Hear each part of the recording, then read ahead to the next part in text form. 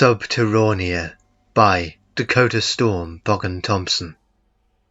Prologue 1. Hello, my name is Frank Skyner. May I come in? The small mousy girl led me into her living room and asked me to sit. On the phone you told me that you believed that a spirit was haunting this house, I said. That's right, said the mousy girl. What is your name? I asked.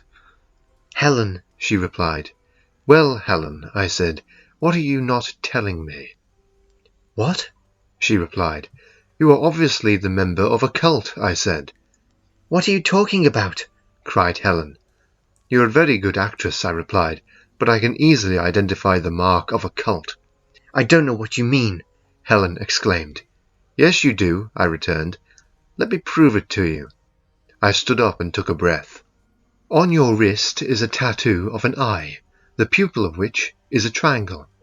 You have the same symbol hanging from your neck on a silver chain, and the most damning piece of evidence is your ears. They are pointed. That is one particular mark that the cult of the Red Goat used to identify each other. You're very observant, said Helen. But Bruno will soon deal with you. A large man stepped through the doorway into the living room and crossed his beefy arms. You are completely helpless, stated Helen with an air of pure confidence. Not quite, I remarked.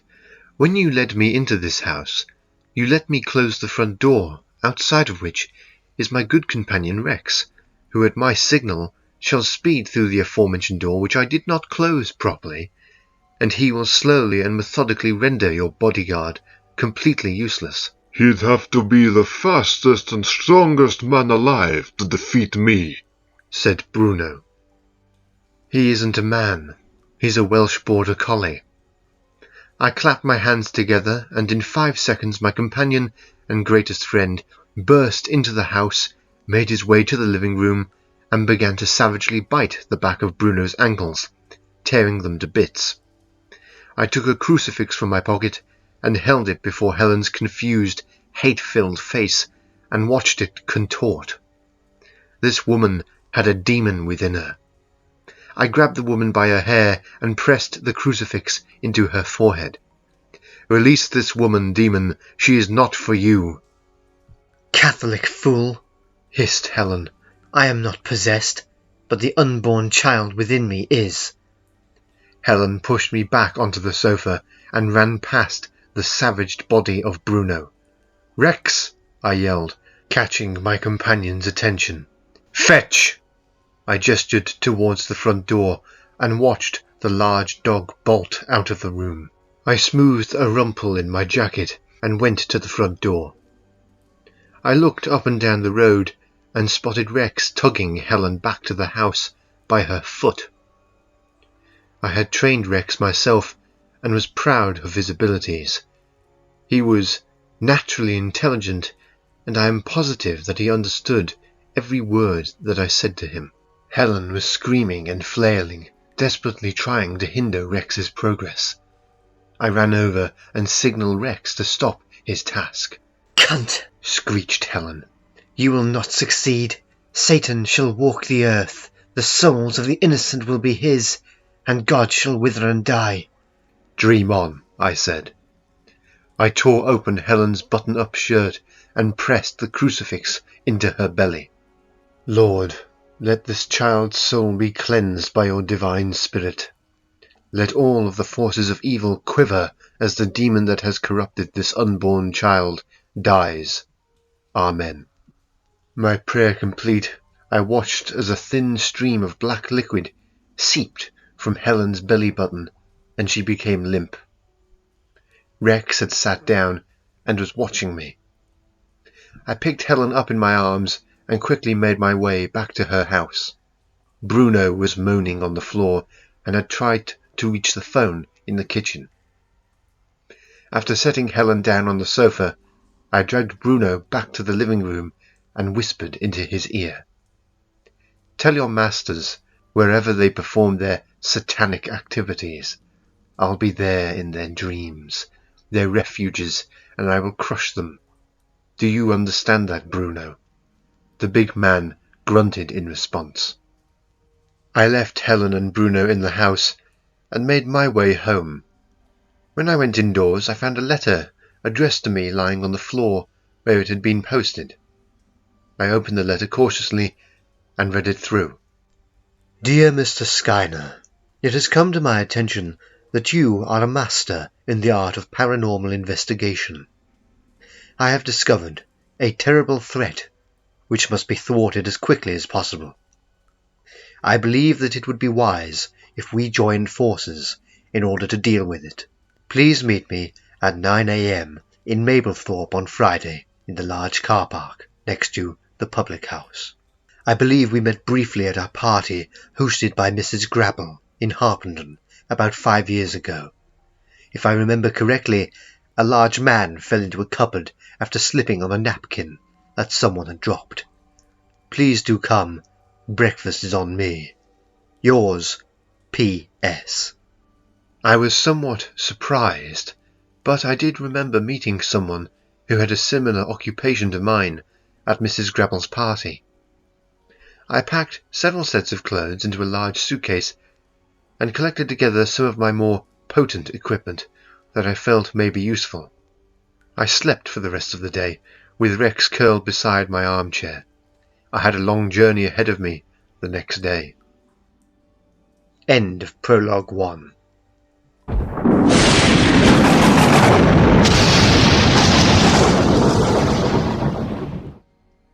Prologue 2. You can't kill me, cried the possessed woman. Nothing can hurt me now. I beg to differ, I said, pulling the cork from a bottle of holy water and splashing it into her face. The possessed woman shrieked as her skin sizzled. I pushed her to the floor and pulled a crucifix from my coat pocket. Your soul will be mine yet, Daniel Belcher, exclaimed the woman. With that said, the woman began to levitate. I held the cross out before me and uttered the words, Thou shalt not hurt me, for I am a man of God, and you cannot pierce the armour of my Creator that he, in his infinite glory, has surrounded me with by the simplistic use of a crucifix. As the levitating woman shot towards me, she seemed to bounce off of an invisible shield and was sent crashing into a wall. I walked over to the winded woman and took a firm hold of her hair and pulled back her head. Our time will come, you pathetic piece of shit, the possessed woman stated with a vile grin. The Master will rise, and you will fall into the flames and burn. You are very rude, I said, pressing the crucifix hard into the possessed woman's head. She writhed and wriggled, screamed and begged, but finally the demon died within her and seeped out of her ear. The bedroom door burst open, and the local priest came in with an expression of fury on his face. This has gone on long enough, Mr. Belcher, he cried. This woman needs a true exorcism, not your aggressive and brutal methods. The demon is dead, I said, lifting the now purified woman onto her bed. I entrust her to your care. I walked past the priest, whose face was red with barely controlled rage and shame. I went down the stairs and spoke to the woman's husband. Is she cured now? He asked emotionally. She has been exorcised. The demon is dead. The husband embraced me and with joy in his heart thanked me. I left the building and got into my car. I was surprised to find an envelope on my dashboard with my name on it. Mystified, I opened the envelope and read the letter within, and was greatly intrigued. The letter read, Dear Mr. Belcher, I write to inform you that I fear the world is in great danger. A terrifying evil is readying itself to unleash hell upon the earth. I can and will give more details of my positively serious statements if you will meet me at the car park next to the public house in Mablethorpe at 9 a.m. on Friday. Breakfast is on me. Yours, P.S. It was a short and simple letter I got to the point immediately. I decided to go home, pack for an extensive trip, and get a few hours' sleep. Whoever PS was, I intended to meet him. End of Prologue 2.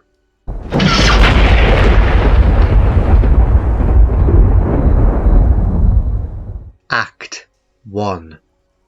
It was raining. Such is British weather. I was waiting for my associates to arrive. I'd heard of their talents in various journals to do with the supernatural, how they had used their abilities to banish spirits and perform pagan exorcisms.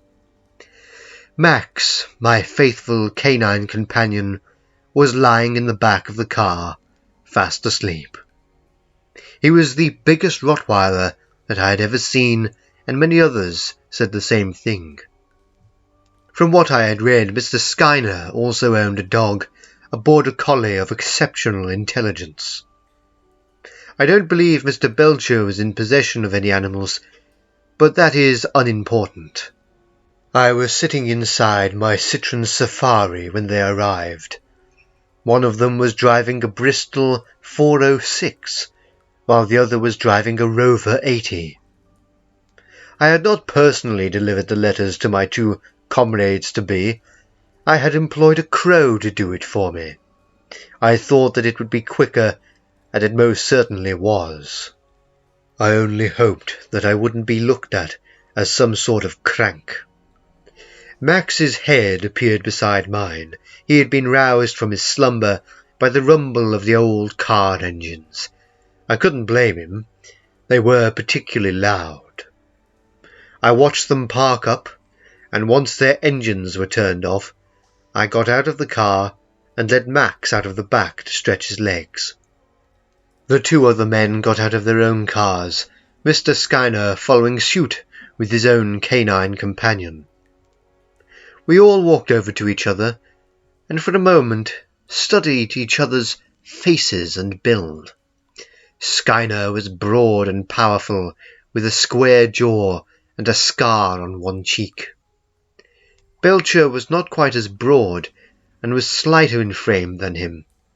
Oddly enough, we were all around the same height, 6 feet 2 inches, give or take. "Nice cars," I said. They thanked me and complimented my own. "What's this all about, then?"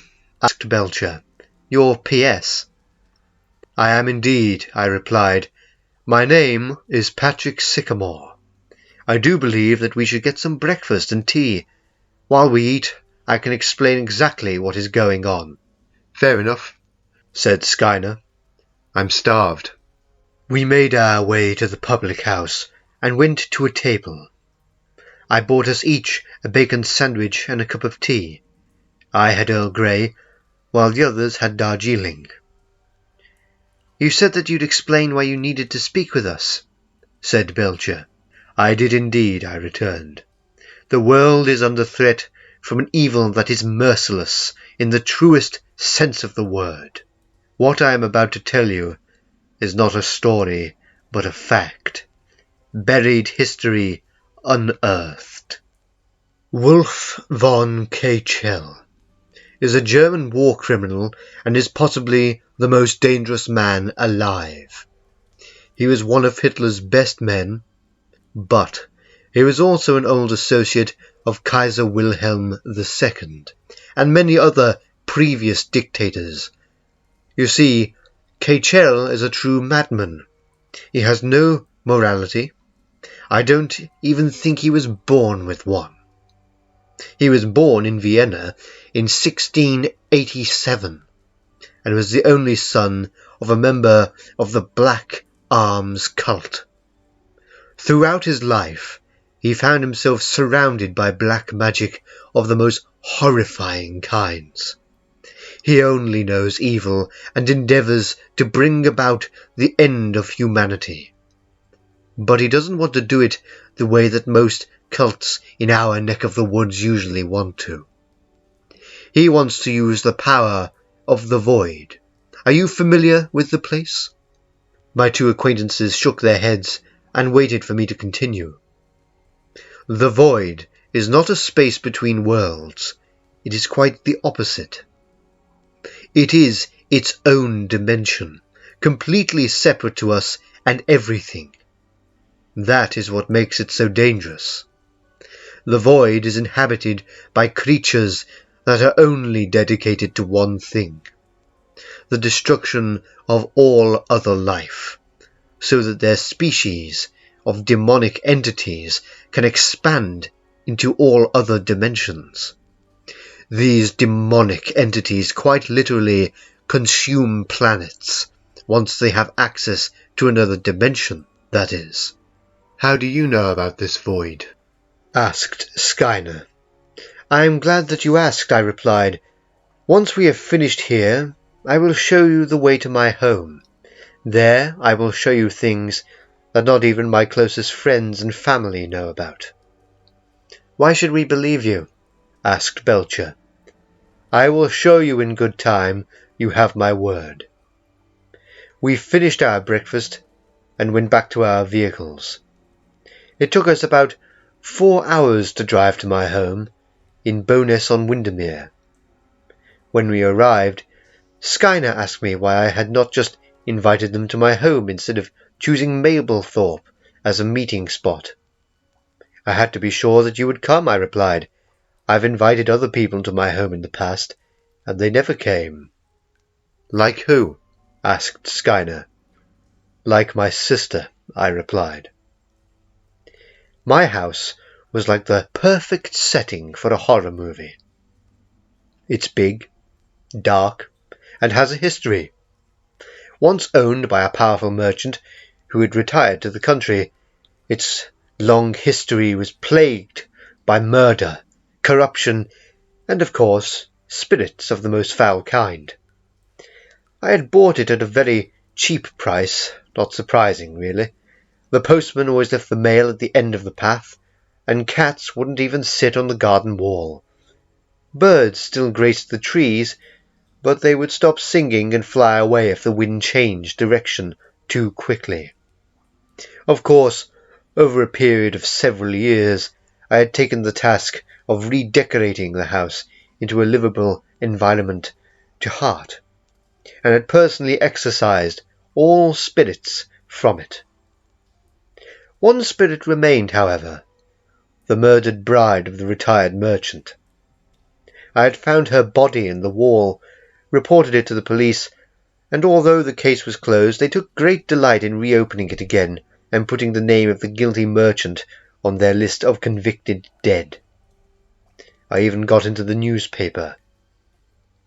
I think the ghost of the murdered bride, Evelyn her name was, felt grateful, so stuck around in the house as its guardian. Max is never disturbed by her.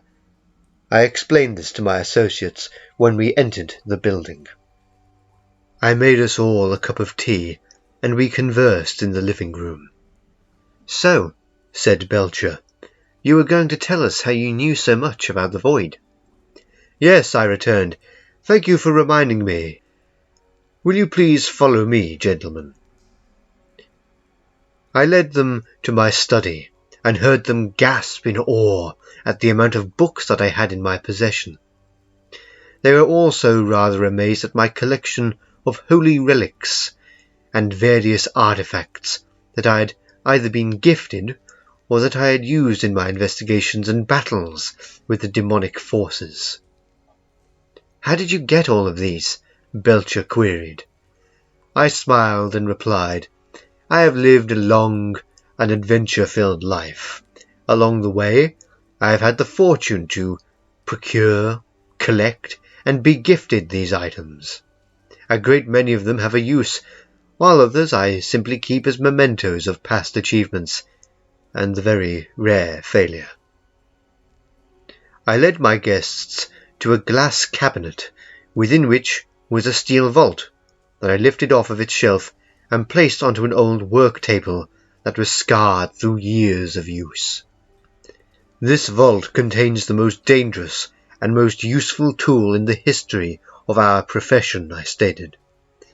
Will you kindly close your eyes while I use the dial? I am very cautious when it comes to the combination. I wouldn't want the vault's contents stolen because I was careless. My guests did what I asked of them, and when they opened their eyes, marvelled at the thing that I held in my hands.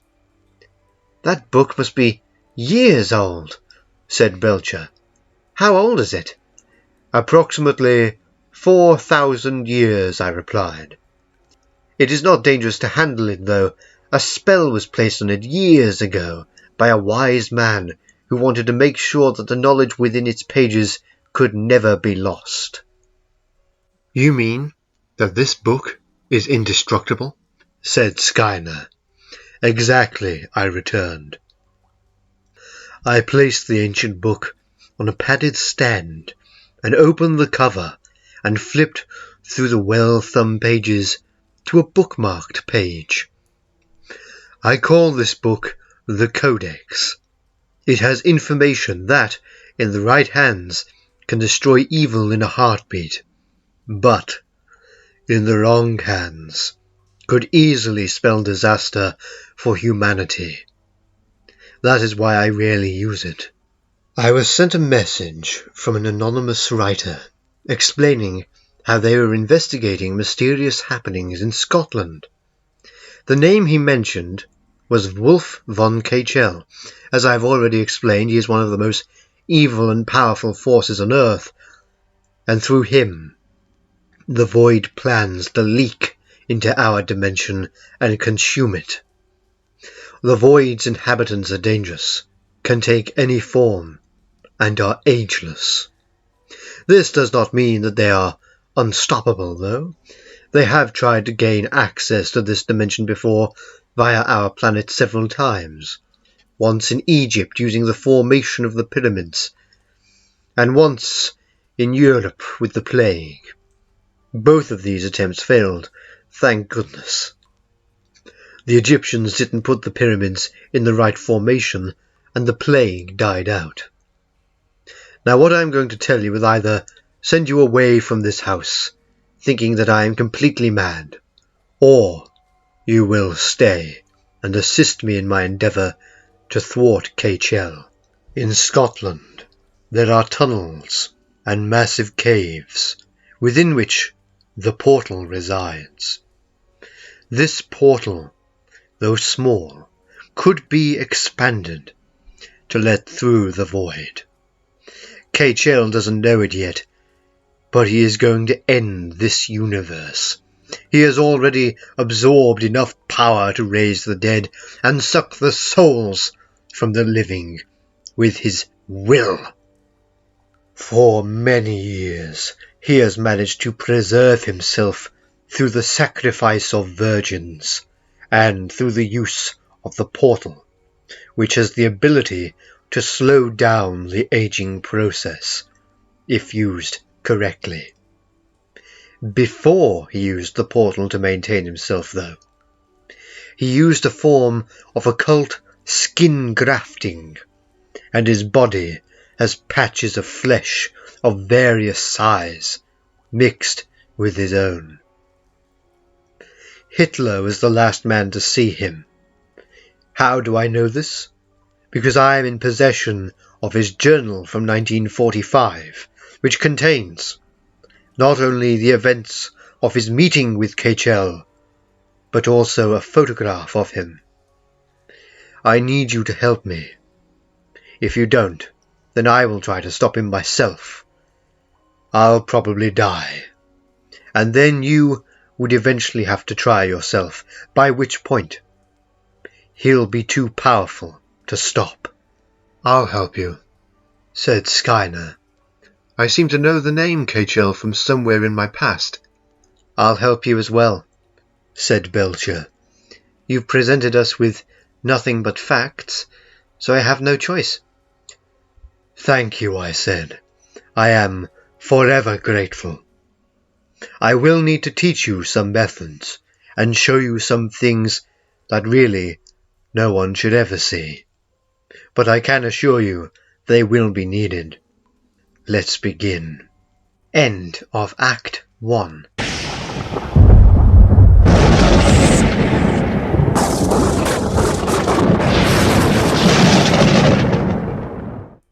Act 2. Over the course of 3 weeks, I taught Skyner and Belcher a number of various methods that could be used for fighting the forces of the void. I taught them how to detect whether or not they were being deceived by the void. The Codex contained the information within it, and so, with no small amount of paranoia, I allowed them to study its pages. I forced their minds to memorize every word on the subject of the void. At the end of the 3rd week, I asked them to fill in a questionnaire, and they both passed with flying colours. We were ready to thwart the evils of both Wolf Von Kaechele and the void. Gentlemen, we will soon set off on our task. If we succeed, then we will have saved not only the human race, but the entire universe and all of the mysterious life that lives within it. But if we fail, the universe will be condemned to darkness and evil for all of eternity. Am I understood? My 2 comrades nodded in agreement, and I continued. From here we will drive to Scotland, to a mountain called An Sokak.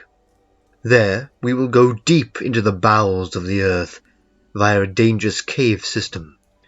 We will not require ropes or hiking equipment. I believe that it will be easy to gain access to the tunnels via an opening situated in a sort of well in the ground. This well is filled in with bushes and grass, but behind them lies the entrance to the tunnels. You are probably wondering how I know all of this. Well, I'll tell you. I picked up an old, rolled-up map from the table that I was standing next to and opened it up for my friends to look at. This map was made by a member of the McBurls clan. They used to use these tunnels to live in, and in the 40 years that they inhabited them, the elders of the clan created this map. The cave system goes down 2 miles into the earth. We will be traveling to a chamber located at the center of the system. This is where, I believe, the Void and Kaechele are residing. Questions? What will we be taking with us? Asked Belcher. Holy water, crucifixes made from the wood of the walnut tree, and our canine companions. Are you going to take the Codex with you? Asked Skyner. Yes, I replied. The Codex will be of particular importance. Within it lies the incantations to close the portal of the void. I suggest you have your cars serviced and you purchase tents. This will be the most dangerous experience of our lives. Now, let's pack. We'll meet back here at my house in 2 days' time. I have several walnut wood crucifixes which I will give to you when you return. The air of the quiet room was shattered by the sound of breaking wood. Max began to growl, as did Skyner's dog Rex. It would appear that our adventure is beginning immediately, I said. I'd pull your rosaries out of your pockets and get ready to fight. After arming ourselves with these holy objects, we walked up to my study door and prepared to repel the intruder. The study door exploded in a shower of splinters, and through what was left of the doorway, a huge, lumbering thing of twisted flesh and exposed bone came. Jesus! What the hell is that thing? Gasped Belcher. That, gentleman, is an ogre from the Welsh slate mines. Unfortunately, this particular ogre has become mutated, and by my guess, Kaechele had something to do with it. How do we kill it? Belcher asked. There is only one way to kill an ogre that I know of. Force it to swallow a crucifix of any kind. I think it's trying to say something, said Skyner. We listened intently to what the ogre was trying to articulate. Sycamore. Master has message for you. What is his message? I asked. Do not interfere with his plan, or you will die. With that, the ogre gave a grunt of pain and fell onto its ugly face, lifeless. We now know that Kaechele wants us to leave him alone, I said. We now also know that he has the ability to mutate these creatures and likely many others at will.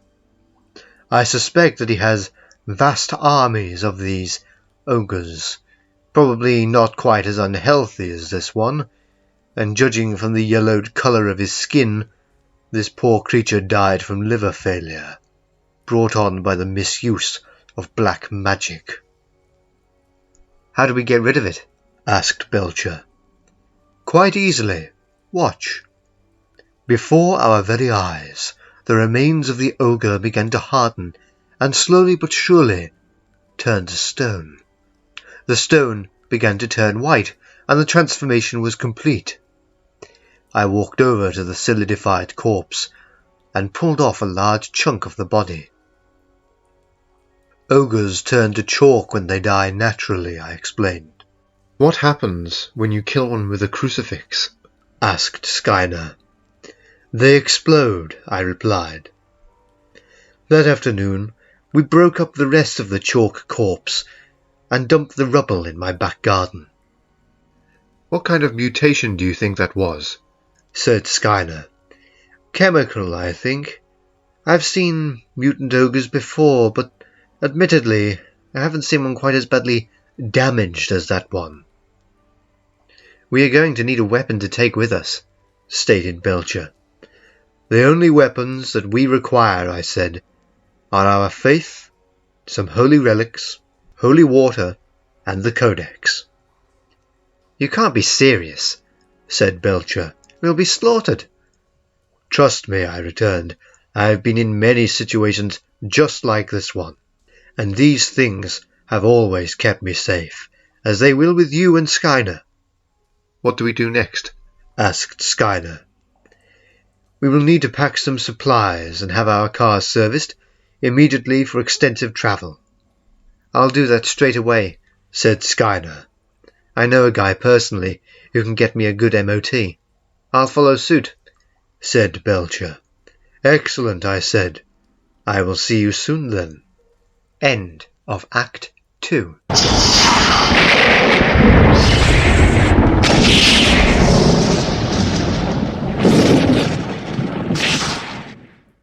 Act 3. While Skyner and Belcher prepared for our journey, I had my car serviced and packed several sets of clothes ready for an extensive trip. I also packed a very old knife that I had found on holiday in Peru. I had seen its handle poking out of the ground in a mass of reeds and vines. I had researched the knife and discovered that it was the weapon that had been used by an obscure Aztec leader to kill the last of the bog giants. I also had a pleasant gift of red roses delivered to me by a flower company. My sister had sent them as a belated birthday gift, and I put them in a vase on my mantelpiece. They really did give life to the room. Skyner and Belcher arrived on a Tuesday and told me that they were ready. I got into my car and we set off for the mountain of An Sokak, which is located about 3 miles from the A93 road, which goes from Perth to Braemar.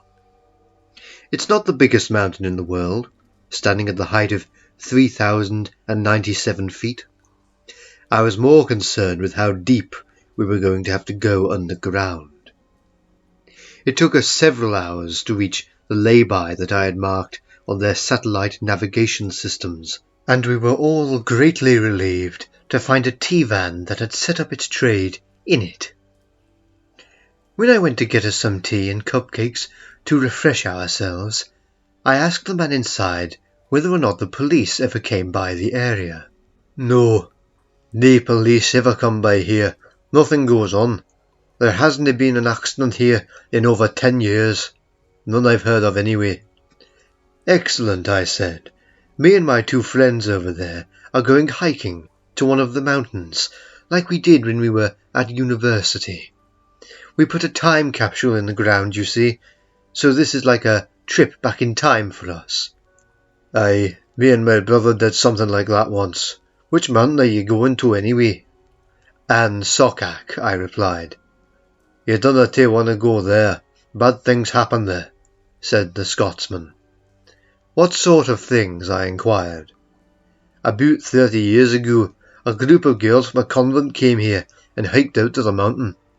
According to the story, the nun who was head of the hike was the only one to get away. Anywho, she said that the mountain and Sokak had swallowed up all the girls and not even left a shoe." "That sounds terrible," I said. "Did they ever find any of them, dead or alive?" "No," replied the Scotsman. "Not a trace." "What happened to the nun?" I asked. "According to what I've heard, she went raving bonkers, nearly died from self-imposed starvation, but later recovered and lives around the area." "Have you ever seen her here?" "Aye, she stops here daily for a cup of coffee. In fact, you're in luck. Here she comes now." I turned my head in the direction that the Scotsman indicated, and saw an elegantly shaped woman in hiking gear trudging towards the van.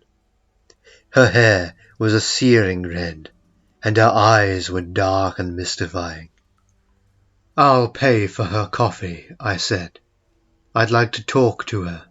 She rarely ever says a word, but that'll be £1.10 for the coffee with 2 sugars and a wrap biscuit." I paid the man his money and met the woman with 2 long strides. "Who are you?" she asked as I passed her the coffee and biscuit.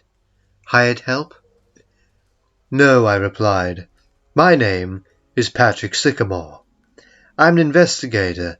I was wondering if you could answer a few questions I had regarding the mountain An Sokak." The woman visibly shuddered. "It's cursed. I was there when the girls disappeared. You don't need to waste your time asking me questions. Your police already have all my statements." "I'm not from the police," I said. "Well, who are you from, then? The TV?" "I investigate the paranormal," I replied, "as do the 2 men who are waiting for me to get them their tea and cake from the refreshments van." "Are you investigating the girl's disappearance?" asked the red-haired woman eagerly. "No, but it is my firm belief that I know who did it," I replied. "Are you going to the mountain?" asked the woman. "We are," I returned. "I'll come with you." "Are you sure? On such short notice, aren't you afraid that the same events could transpire?" "I want answers. You can help me get them," she replied. "Very well," I said. "I'll get my friends their teas, and we can talk. I'll tell you what we are doing here, and you can tell us what we can do to find the answers that you are looking for, if I don't know them already." The red-headed woman consented and walked over to my car and leaned on the bonnet. When I gave my comrades their teas, they asked me why she had come over. She holds vital information about the mountain. She can help us, and we can help her. We all piled into my car, and she told us all what she knew about her experience all those years before. Me and the girls were there for a camping trip that the Mother Superior had organized.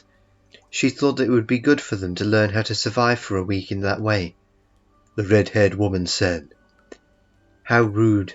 My manners are rusty. My name is Morgana. I'm not used to talking with other people."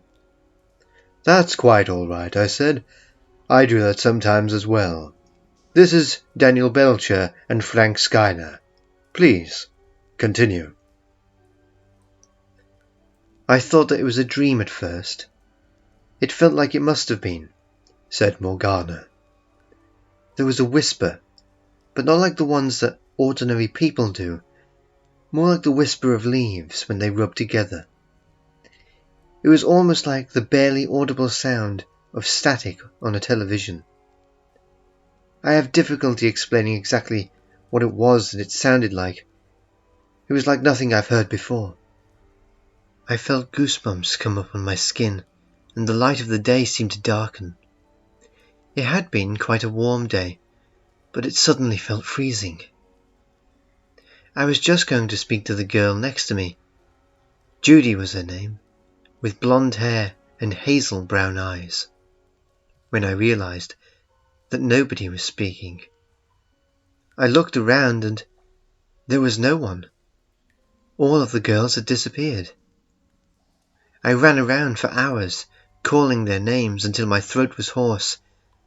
I heard no reply. It was as if the mountain had swallowed them up. Almost like the elements were partaking in some bizarre feast of flesh.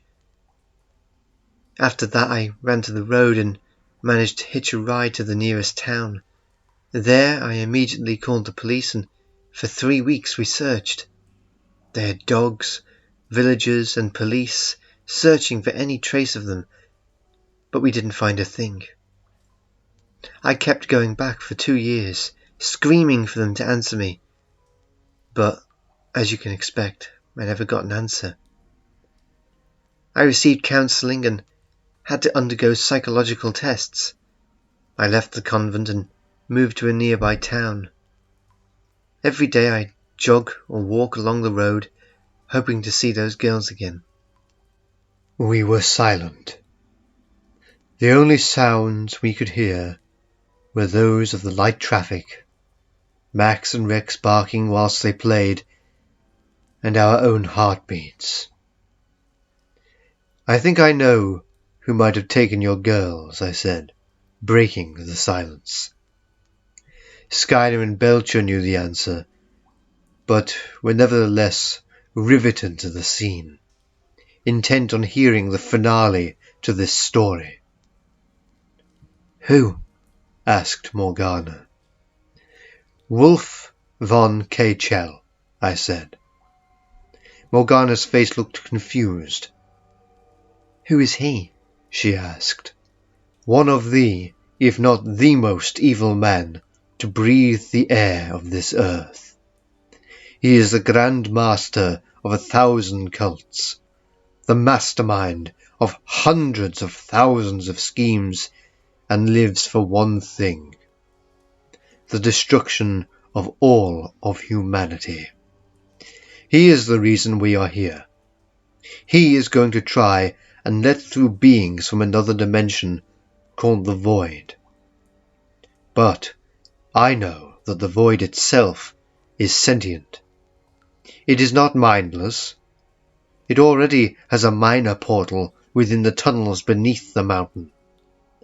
Should Kaechele succeed in his endeavours to bring about the extinction of humanity, then he will not only condemn Earth and all that lives upon it to death, but the entire universe. I believe that he is going to try to absorb some of the power of the Void and become the most powerful being on Earth. We have to stop him before he gets to that phase of his plan. I want to help, said Morgana. How can you, though? I asked. I still entrust myself to the Lord. I left the convent, but not the church. I do charity work. I'm still a nun. What type?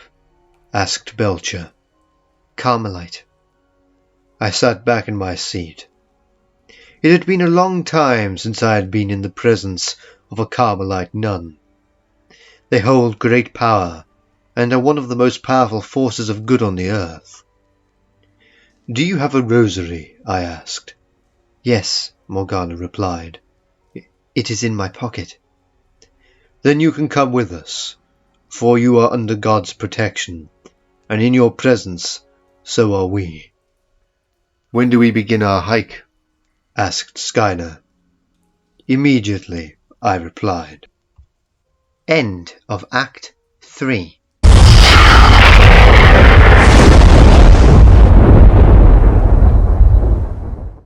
Act 4. The ground was rough. Sharp pieces of rock protruded from the grass. Max and Rex easily picked a way over the harsh terrain. "How far do you think we have to walk now?" asked Belcher for the third time in an hour. "About 20 minutes, I replied. "You all should have worn hiking trousers and jackets like mine," said Morgana, "not tweed suits and overcoats."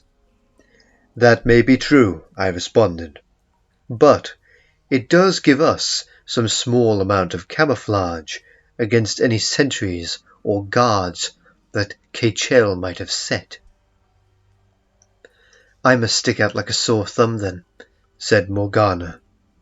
"Unfortunately so," I said.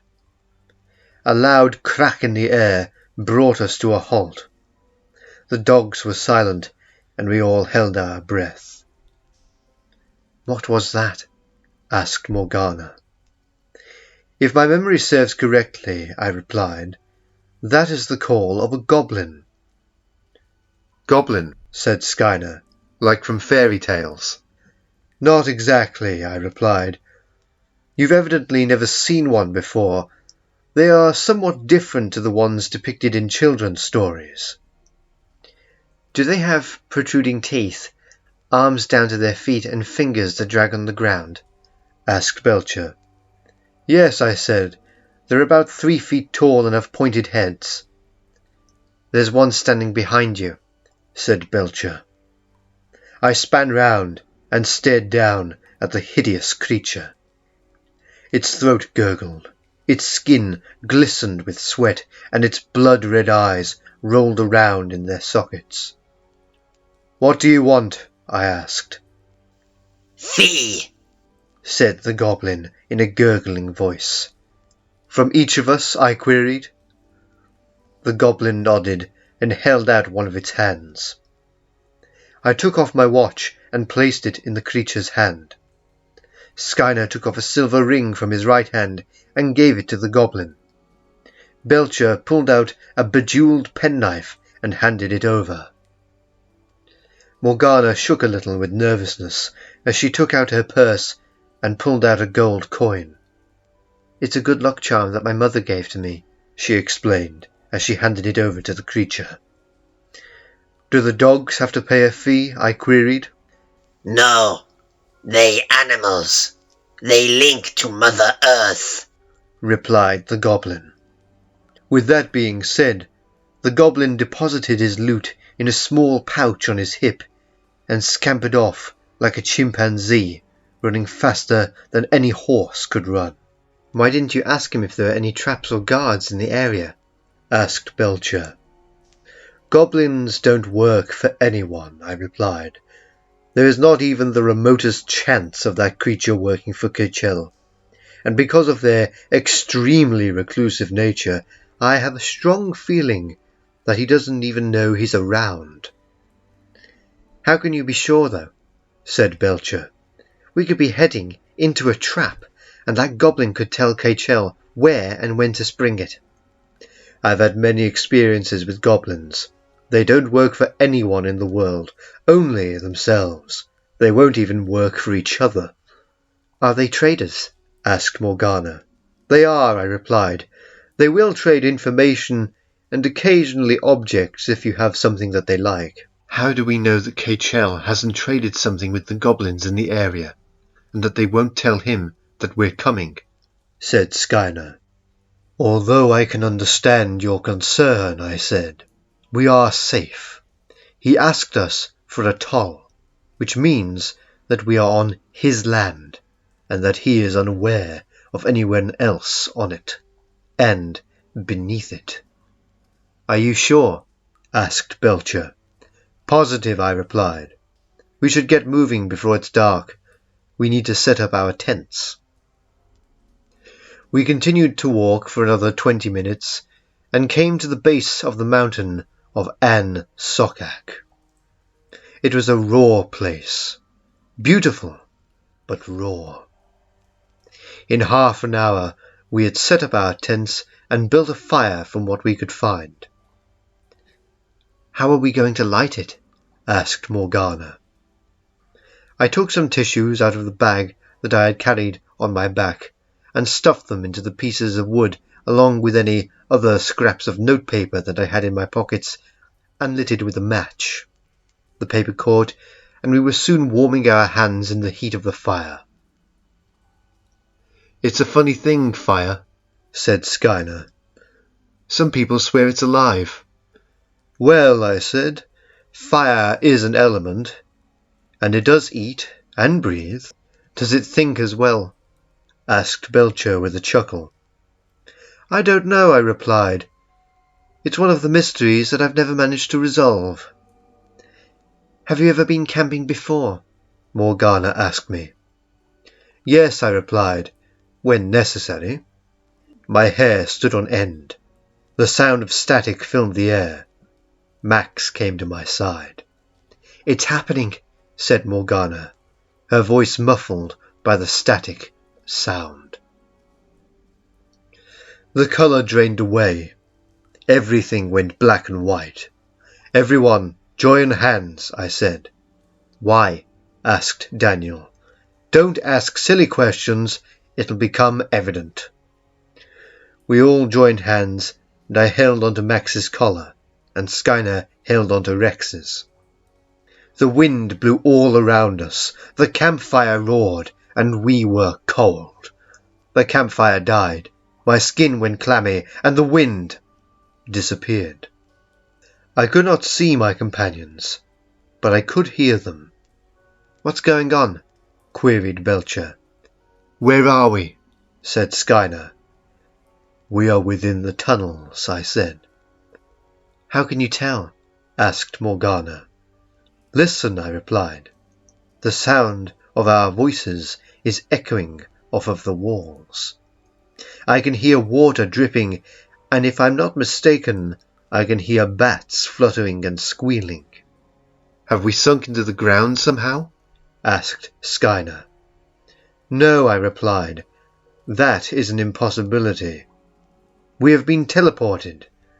Through some sort of magic, we, and I suspect our belongings, have been transported underground, and, by my guess, we are not alone." "What makes you say that?" said Morgana. "So many questions," I said. "Listen." We fell silent. In the distance, perhaps 100 feet away, the sound of heavy breathing could be heard. "Do you think it's another troll?" asked Belcher. "Yes," I replied. "I do believe so." "What do we do?" asked Morgana. "Nothing," I replied. "What do you mean, nothing?" said Belcher. "That beast could attack at any moment." "It won't," I said. "It will leave in a few minutes." "You seem very sure of yourself," said Skyner. "I've done this many times," I said. "Trolls don't have the best hearing in the world, but they are experts at detecting vibrations in the ground. So long as we don't move, it will not investigate us. It doesn't even know we are here." "What about Kaechele? Does he know that we are here?" asked Belcher. "Indeed," I replied. "He has to control the magic that transported us here." "Listen," said Morgana. "The breathing has stopped." I listened hard and confirmed what Morgana had said. We pulled torches from our pockets and looked around the tunnel. Our tents and backpacks had been transported with us and lay in a heap, from which I retrieved the codex in its armoured box. My comrades collected their own weapons against evil, and we set off down the tunnel at a comfortable speed. We reached a fork in the tunnels, and I pulled out the map that, if we lost, would doom us to death. I hunted around the mouths of the tunnels until I found a marker engraved into the wall of one of them. I looked at the map, found the mark, and decided to take the opposite tunnel. Do you know what is down the other tunnel? Asked Skylar. According to the map, it's an empty chamber, a dead end. I have a strong feeling that the trolls would use it for sleeping in. How can you be sure? Asked Skylar. The people who made this map engraved certain marks and copied them into it. The symbol for the chamber is a circle, and one of these was engraved into the side of the tunnel mouth. We carried on for about 45 minutes in silence, Max and Rex barely making a sound as they padded along beside us. We at last came to an immense chamber filled with the remains of people, bones, equipment, clothes, shoes, and even desiccated flesh. I need to look for my girls, said Morgana. They could be here. If they are here, then they are dead, I said. There is no need to look for them. What if one of them is still alive? Said Morgana. Then they will not be here. Why are you being so heartless? Said Morgana, stifling a sob. Because we are on a mission, I replied. If the tunnels do not cave in at any point, then we can come back and search. I'm sure the police would be very interested to search through these tunnels as well. What if one of them is still alive? Said Morgana. Then, as I said before, they will not be here. Where would they be then? Asked Belcher. My best guess would be near the portal, I replied. Why there? Asked Belcher. Because it is what I would do, I returned. What do you mean by that? Said Morgana. The portal feeds on death, especially those that are brought about through ritual sacrifice. Quite a lot of magic portals use this method.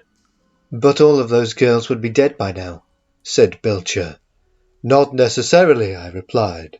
The best way to keep a portal open, especially one like Kaechele's, is to use virgin blood. All of those girls were virgins. Some of them were only 16 to 18, said Morgana. True, I said, but it can be quite difficult to tell a virgin apart from someone who has had sex. What is it that you are leading to? Asked Skylar. If Kaechele wanted a constant flow of virgins at, let's say, 9-month intervals, dear God preserve us, said Belcher. The penny drops, I said. You're saying that Kaechele could have kept those girls alive to give birth to children that would be sacrificed en masse? It's a possibility, I replied. Let's hope that that possibility doesn't become an actuality, said Belcher. We continued down the tunnels, occasionally stopping either for rest or to avoid detection by a heard yet never seen monster. We continued on like this for 5 hours. Our nerves were frayed, our foreheads sweated, and although none of us admitted it, we were scared. Scared that all of a sudden a beast could swipe one of us away. Scared that one of our dogs would cry out as its neck was broken. Scared for our lives. We should take a break, said Skylar. I agree, I said. We can have one of those chocolate energy bars in my rucksack. I was about to announce this event to the rest of my comrades when a gust of wind blew in my face and a voice spoke. Well, well, well, said the voice. Mr. Sycamore, I see you have obtained 2 more hunters of demons and a nun. Do you really think that you and your little squad of pathetic mortals can defeat me? I think we stand a good chance, I replied. On a scale of 1 to 10, where do you think your chances lie? A firm 7.5, I replied to the voice. A fine estimate, said the voice. You are ambitious, yet practical. We shall see what your capabilities are. Who are we? I asked. Me and my minions, of course, replied the voice. I heard a sharp hiss, like that of a snake, and told everyone to stay very still. I summoned Max, and Skyner summoned Rex. We waited. Something very large and heavy walked past us. In the torchlight, I saw that it had the body of an immense man, the claws of a lion at the end of each finger, and the head of a Komodo dragon. One bite from the beast, and any of us could be sure to die a very slow and painful death. The two dogs seemed to sense this fact and remained quiet. The beast passed us by and disappeared down a small side tunnel. We are in over our heads, stated Belcher. That may be true, I replied, but we must continue our endeavour for the sake of humanity. Can you hear that? Asked Morgana. Hear what? Asked Skyner. It sounds like a spider, crawling over a piece of office paper, she returned. We listened in tense silence to the sound of crawling. One moment it was close, the next it was far away. A loud noise behind our group alerted us to the fact that some beast had arrived to attack us. We flashed our torches onto it, and were appalled. The bottom half of the creature was like that of some oversized arachnid, while the top half was that of a woman, whose hands ended with long black claws that I could see would rip through flesh like it was hot butter. Julie, I heard Morgana gasp. It's not her, I said. It is her. She's still alive, said Morgana. I know it is a somewhat cliché thing to say, but that is not the same Julie that you knew all those years ago. Look at her. She has been spliced to that beast. It's a monster. Nothing more, nothing less. Julie, can you hear me? Said Morgana, taking a step forward. She's gone nuts, said Belcher. It's this place, her thoughts, and whatever this eight-legged monstrosity is, I said. It's breaking her mind. Skyner jumped forward and grabbed Morgana by the arm and pulled her towards him. What are you doing? Demanded Morgana. I was going to speak to her. Look at her, said Skyner, turning her to face the monster that looked upon us, trying to determine whether or not it could overpower us or not. Does that look like Julie to you? Did Julie have 8 legs and an arse the size of the front of my car? Is that what she looked like? No, said Morgana quietly. We need to kill it, I said. Everyone pull out your crucifixes and rosaries. We armed ourselves with our holy weapons and braced for the attack. The creature must have sensed we were armed, and thus began to growl and shriek. The spider creature took a swipe at us with its claws before retreating back into the darkness. Why didn't it stay to fight us? Queried Belcher. I don't know, I replied. A roar from behind us announced the arrival of yet another monster. This time it was a horribly mutated troll. Its skin was stretched thin over its skeleton, muscle showing through where it had torn. I rushed the creature and took a hold of one of its arms. I instantly let go as it began to move itself away from me. I leapt onto the creature's back and began to touch its back in a multitude of places with my walnut wood crucifix. It yelled and screamed as its back burned in different places. I wrapped my arms around its neck and began to put pressure on its windpipe. The beast tried vainly to throw me off of its back, and after a few moments swayed and fell to the floor. I stepped off of the creature's back and touched its head with the crucifix. Where the crucifix touched, a cross-shaped hole in its forehead appeared. The mutated troll began to moan and shudder and splutter as its skin seared and melted. The troll's skin began to change colour, and just like the one that had come to my house, turned to chalk. "How did you do that with such ease?" asked Skyner.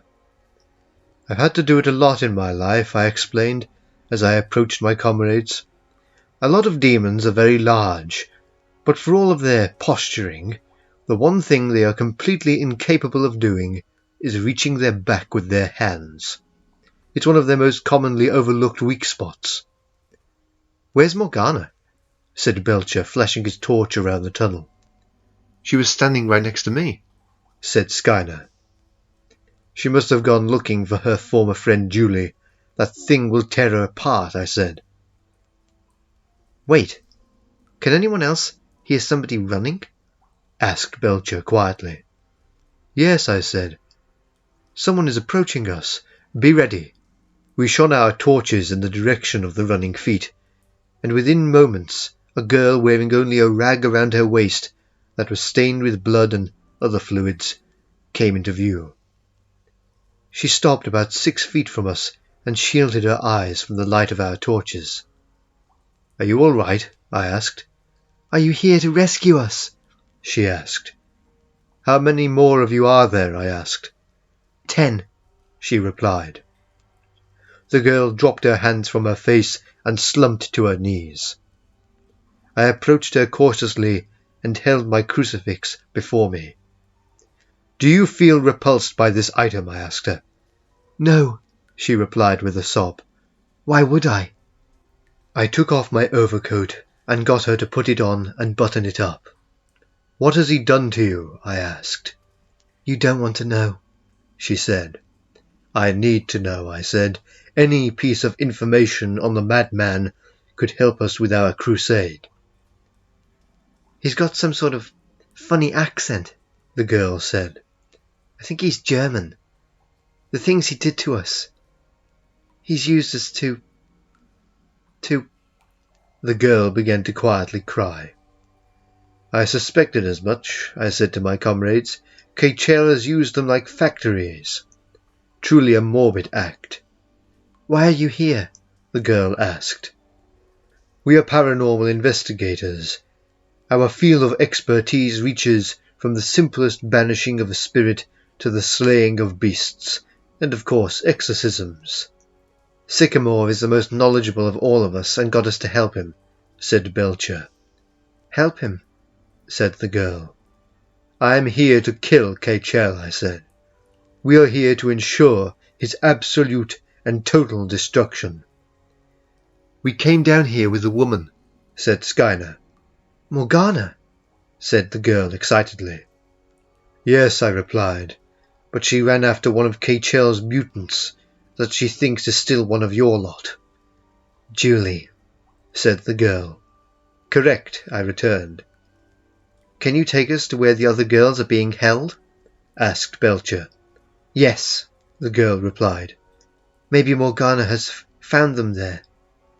"I hope so," I replied. "Otherwise she may meet a grisly end."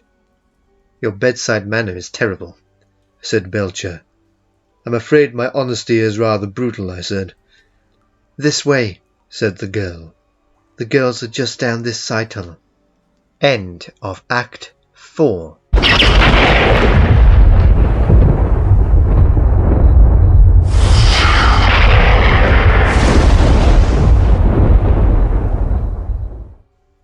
Act 5.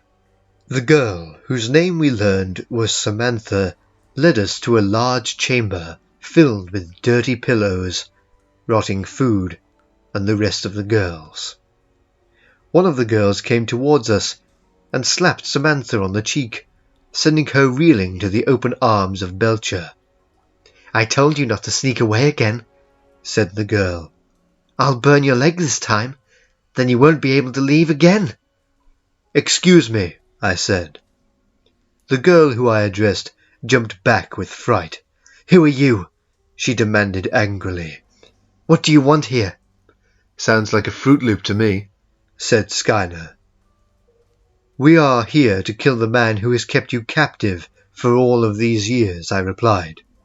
"We don't want to leave, do we, girls?" said the girl. "We do, Casey. She's lost her mind," said Samantha.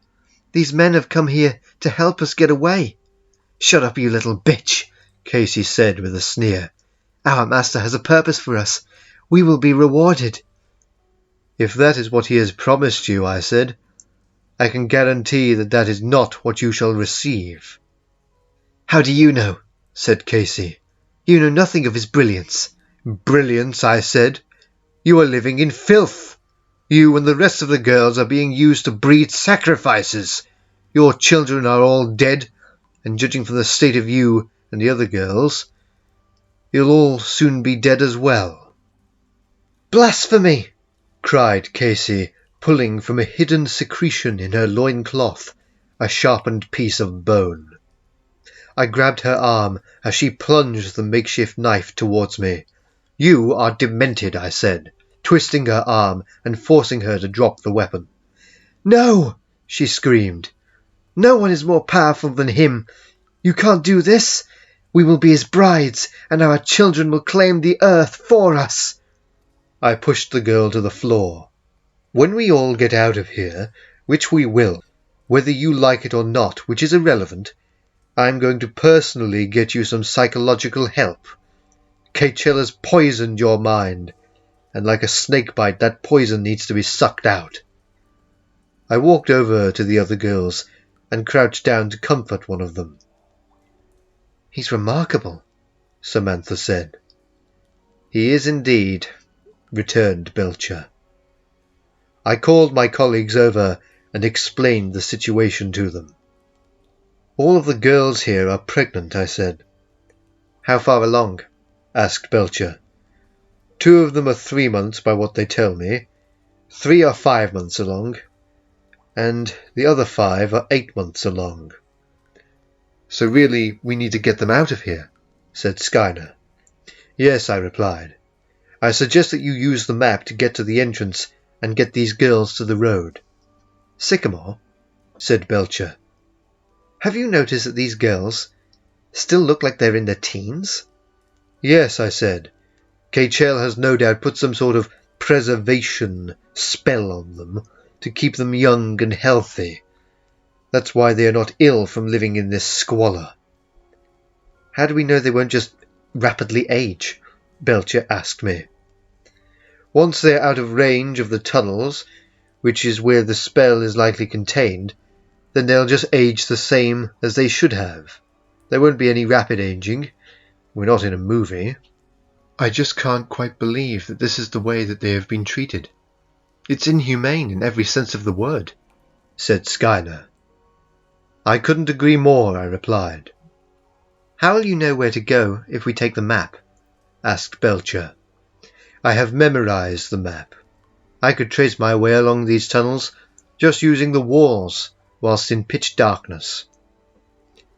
"I'm not sure about leaving you here by yourself," said Belcher. An angry cry like that of a screeching cat echoed through the chamber. We trained our torches on the source of the noise and saw Morgana being chased by the hideous mutation that Julie had become. I suspected that once any of the girls ran out of eggs, Kaechele simply put their bodies to use for experimentation and mutated them all into monsters to add to his legion of the damned. "Quickly," I said. "You need to get the girls out of here. I'll keep this reject from a horror movie at bay while you make an escape. Here's the map." "How will you get out alive? You need our help," asked Skyner. "Trust me, this isn't the first time that I have been in impossible situations. We'll come back for you. I swear it," said Belcher. "Go!" I exclaimed. "Take Morgana with you." Skyner got the girls on their feet while Belcher helped Morgana. The monster that had once been a girl called Julie was hissing and shrieking and slowly approaching with obvious malevolence. I noticed that whenever the monster bent one of its numerous knees, that a small pocket was revealed, a sort of cavity. I believed that this small hollow space was for the regulation of heat. I took a glass bottle of holy water from my pocket and pulled out the cork. I took a deep breath and ran at the creature, knowing full well that if it caught me, then I would most definitely die. If, of course, I didn't come up with a quick means of escape. I sloshed the bottle full of holy water into the cavity, and the monster thrashed and shrieked and cried out in pain. The creature stumbled around for a few moments, trying desperately to regain control of its balance, before it fell with an audible crash to the ground. I heard different parts of its body crack and splinter. Skyner and Belcher had made good on my instructions, and I hoped that they were a great distance from me. I picked up the case that held within the ancient codex and began to walk down one of the tunnels. "Congratulations!" boomed the voice that had spoken to me and my comrades once before. "You are still alive, as I had hoped. You are an excellent fighter, Mr. Sycamore. Perhaps you shall make a fine addition to my collection of monsters." Am I speaking to Kaechele? I asked. "Indeed you are," replied the voice. "You and I are going to have a little chat. Let's change the scenery, shall we?" A whirlwind of air and smells and lights and sounds enveloped me, and I found myself transported to a dark woods, illuminated only by the bright, shining moon. Which woods are these, Kaechele? The ones you were born in? A shadow moved from behind a tree, revealing the presence of another. "How did you know?" Kaechele asked quietly and calmly. With an ego as big as yours, you probably brought me here for a showdown, and I suspect that you are going to explain your history, tell me your life story, if you will. Of course, it will be abridged, and you'll miss out any details that you find trivial. You will tell me the highlights, such as your first encounter with evil, how intoxicating it was, etc., etc. Would that be a correct evaluation of why you have brought me here? "Indeed it is, Mr. Sycamore. You are a very intelligent man," replied Kaechele.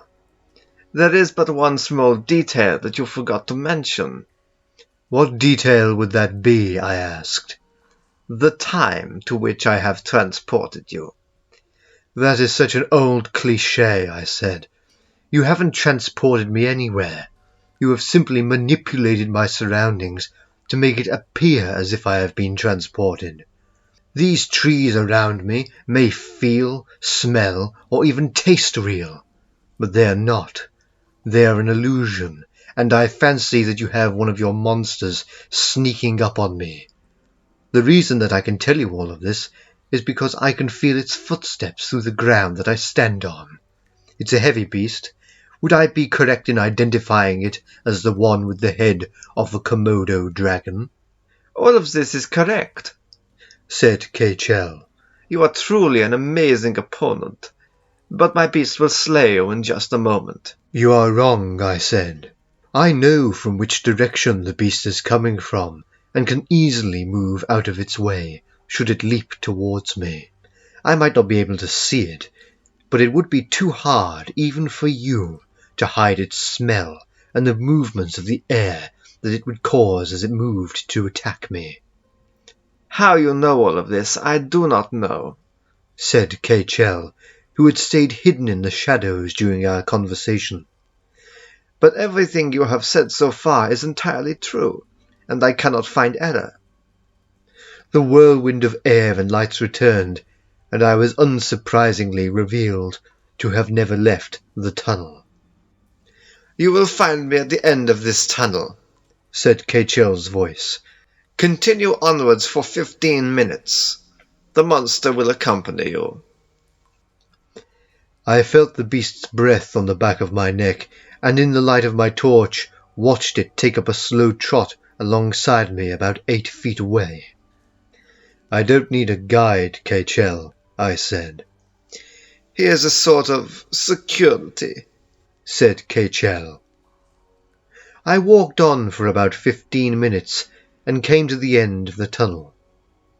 It appeared to be a dead end, but I noticed that there were large, rusted hinges and a deep crack in the centre of the wall. I felt around for a handle and found it to be one similar to a doorknob, except it was made from a very small human skull. I shuddered at the thought of its origin. "Scared, my dear Sycamore?" taunted Kaechele. "Far from it," I replied, "simply disgusted with your choice of doorknob." "Understandable," said Kaechele. "Please, come in." I opened the door and entered into a chamber of horrors. I had never seen such a heinous room.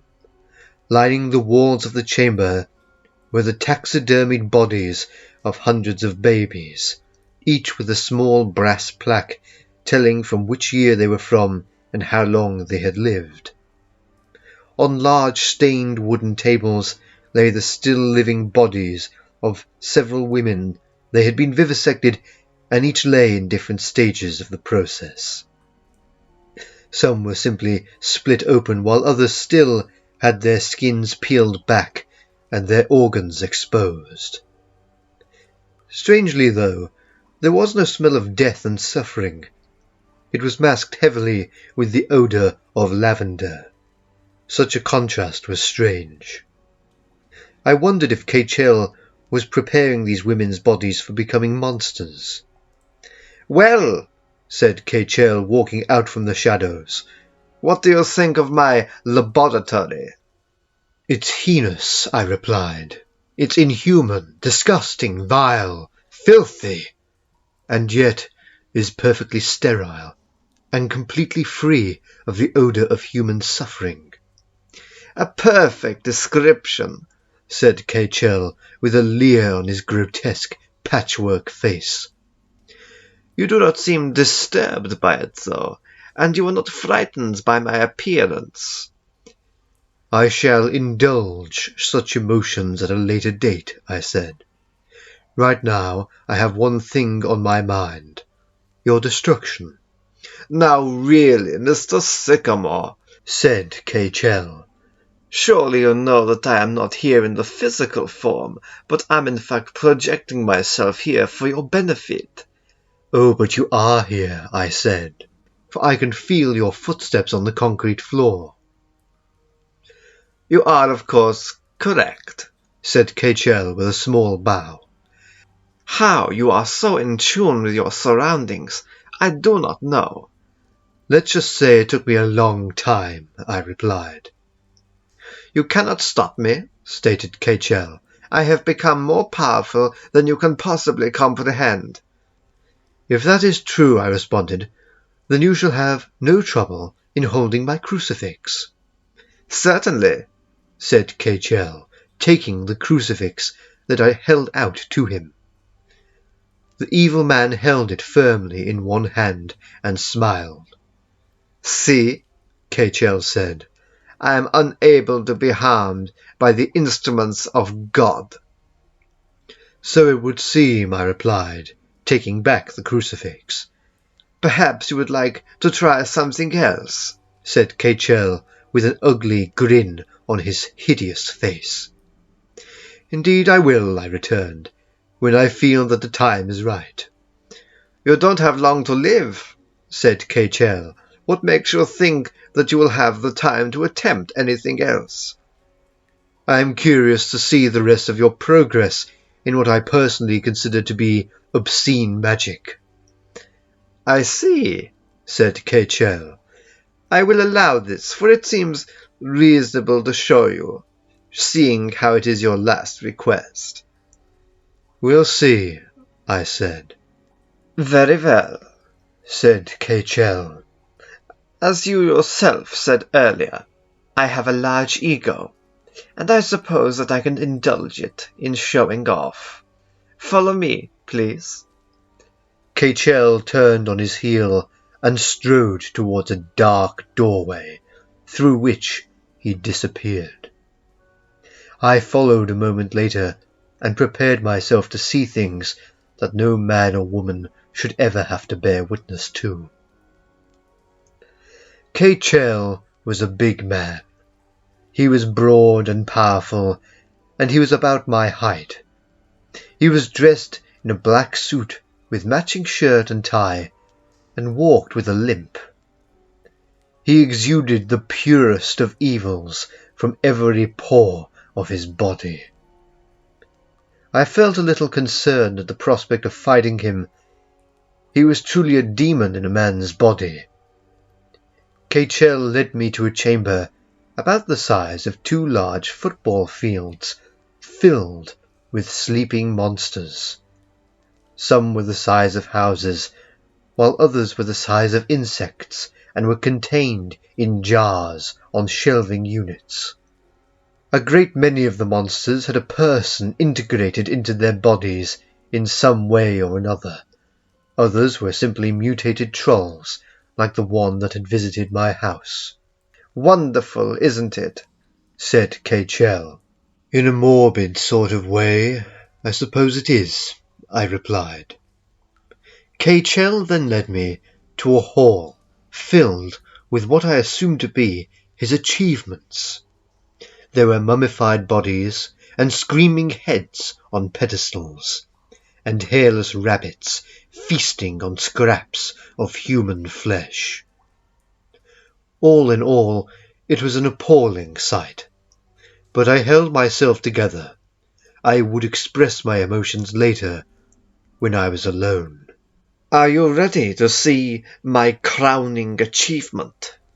Asked Kaechele with barely veiled excitement. I have seen everything else, I said.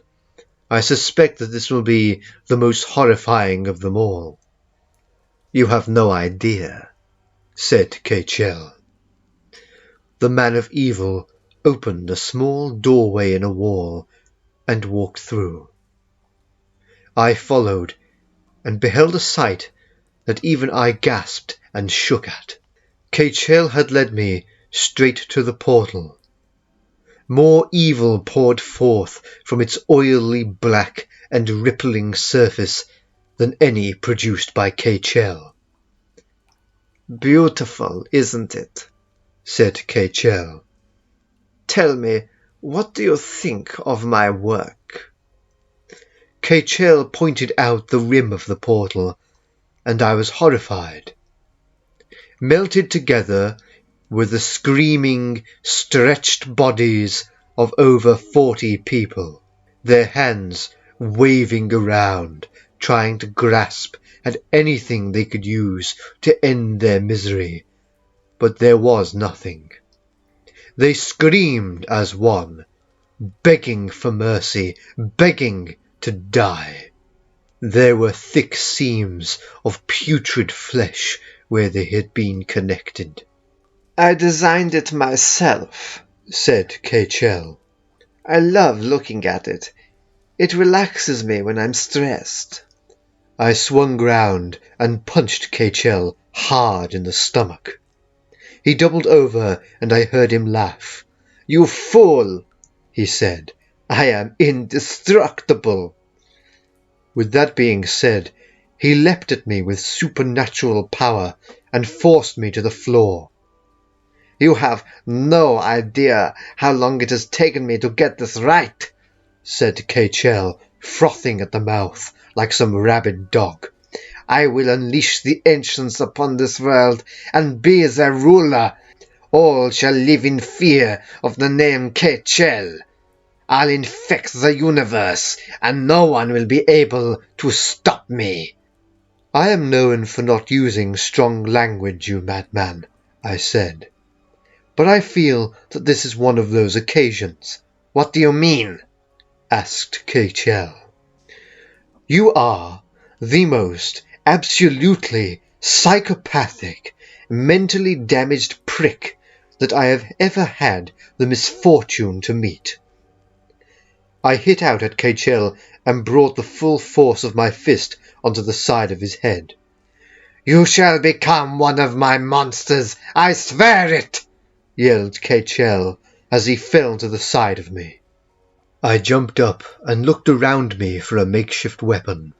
If I couldn't use the power of God to hurt him, then I would have to beat him to a pulp with a pipe or stone or anything that I could find.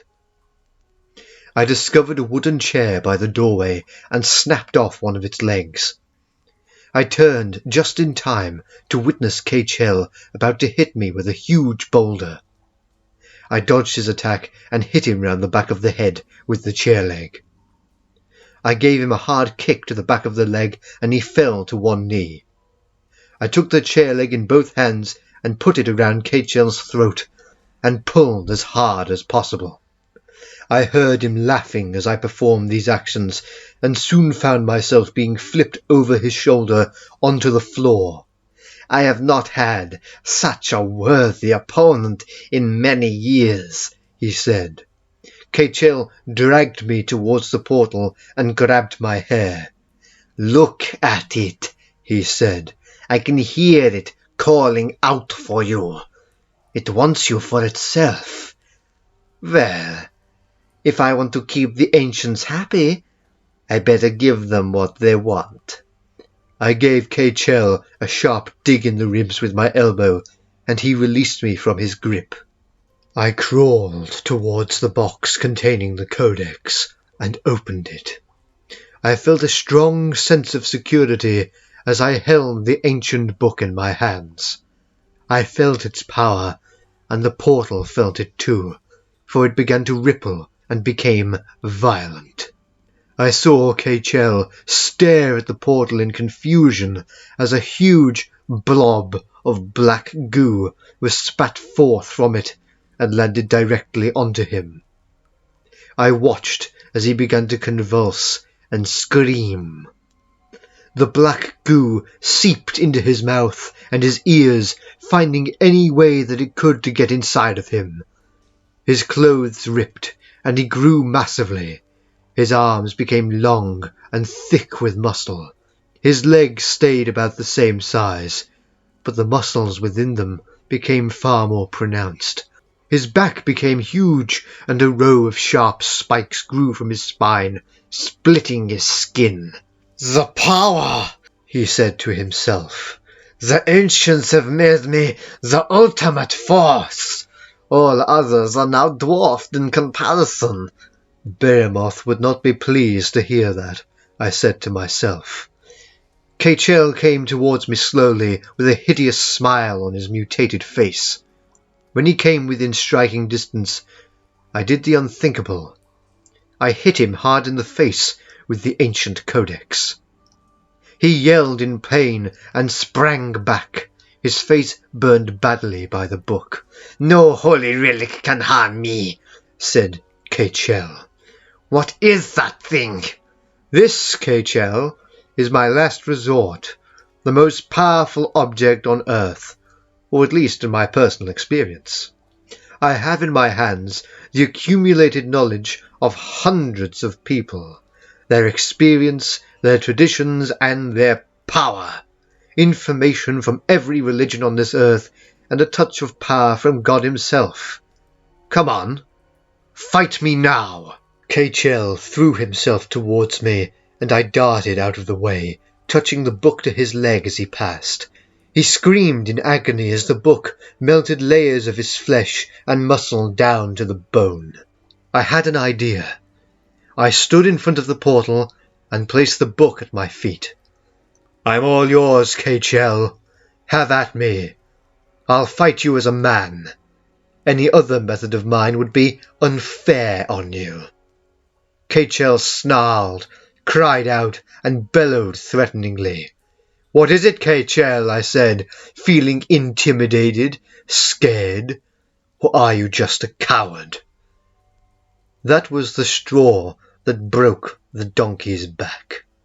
Kaechele hurled himself at me with no regard for his own safety, and as he did so, I ducked down, and with a smile on my lips, heard him scream as he realized that I had tricked him so obviously into jumping into the portal. I turned to see his feet just entering the portal, never to return. Letting out a sigh of relief, I sat down on the boulder that Kaechele had tried to kill me with earlier, and tried to calm my shaking muscles. I opened the codex to the page that held on it the words necessary to close the portal. I felt exhausted. My mind told me to sleep, but I could not allow that to happen. I began to recite. Humala osgwelshana shkaturoi zi kong tong e pridoterat zi griols staplasia sneauchi neai ocha dimensio. Amen. The portal began to shimmer, and I heard loud and angry cries from within it. For a moment I thought I saw a face pushing against the slowly disintegrating surface of the portal. But it was gone in an instant. End of Act 5.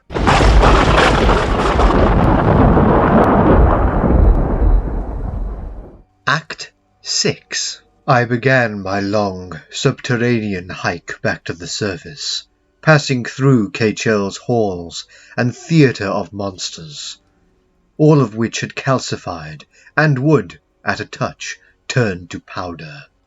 I was glad that all of the monsters who had been so cruelly mistreated had died. It meant that they would no longer be in pain, and that no other dastardly villain could use them for their own gain. The rim of bodies that had surrounded the portal had also turned into a calcified mass. Thank goodness. I'll never forget those screams. They should not be forgotten.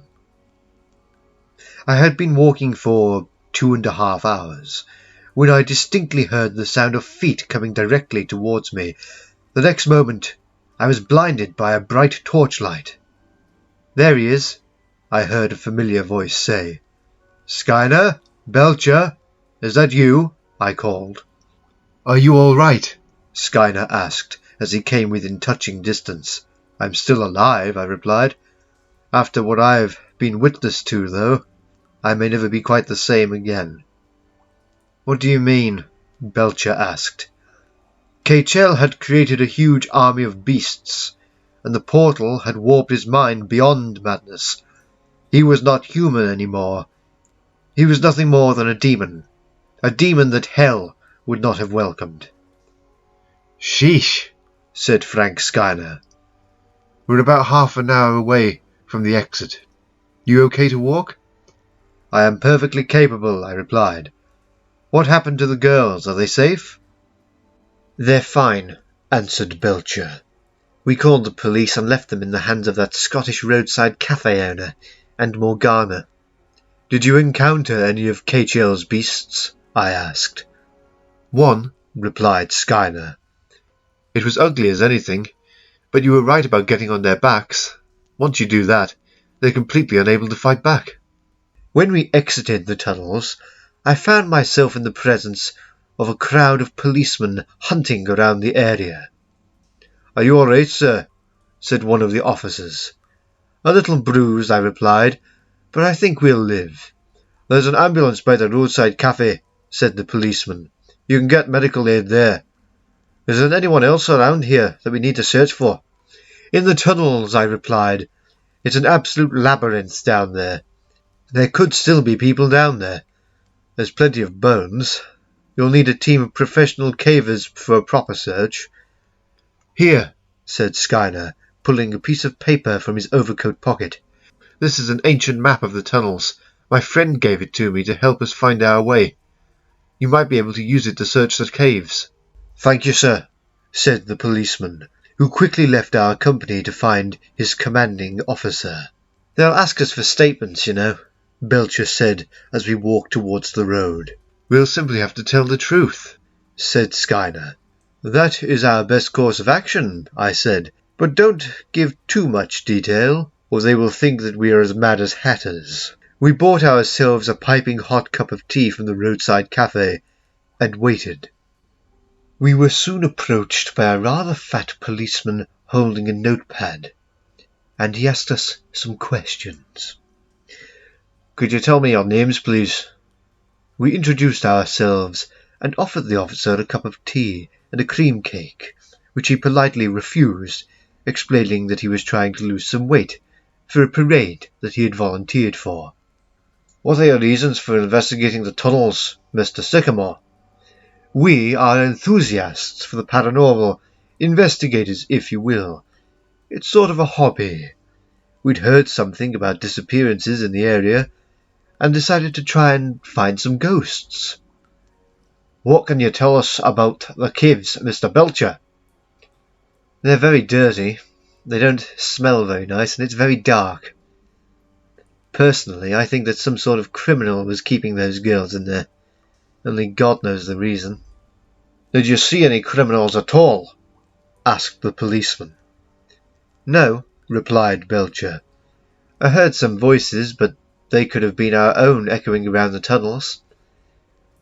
Mr. Skinner, a couple of the girls have been talking to us and claim to have seen monsters and believe that they were imprisoned by someone going by the name of Kaechele. Would you know anything about that? I'm afraid that I have no knowledge of anyone by the name of Kaechele. Perhaps this was the name of their captor. I think I heard one of the girls say the name a short time ago, but I haven't heard of anyone called that previous to now. What about the monsters? Queried the policeman. They could have heard sounds like those made by rats and thought that they were something bigger. We also had our dogs with us. They could have mistaken their barking for the sound of some beast, but I didn't see any monsters. A girl joined us on our expedition, Morgana. Where is she? I asked. I'm not really meant to say, but I believe that her statement was taken as she was taken to a home not far from here. Why do you ask, sir? Curiosity. She helped us, I replied. I wanted to thank her for showing us the tunnels and for getting the girls out of there. I see, said the policeman. You're free to go now, but we may need to phone you and ask some more questions about what happened. Could I have your telephone numbers and addresses, please? We gave the fat policeman our contact information, and he left us to finish our hot beverages. That was a nice cup of tea, I commented. We should work together as a team, said Skinner.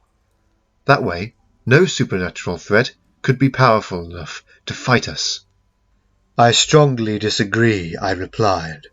If we are together, then we are in even more danger than we are when we work alone. But surely no one would want to pick a fight with us, said Skinner.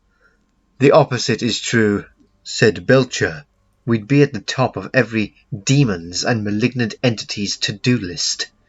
We should keep in contact, I said, but only ever come together when one of us believes that it is truly a threat to humanity. I hope we see each other soon, said Skinner. I think that we work great together. I hope we never see each other ever again, said Belcher. Next time we meet, I said, we could be going up against truly anything. Let's go our separate ways for now, and may God protect this world from any threats that wish to harm it. We shook hands with one another, and after spaces of 10 to 15 minutes, we left. As I drove home with Max asleep on the back seat, I wondered what threat could or would bring us three back together, but decided that it was wise to not dwell on it, lest it encouraged events.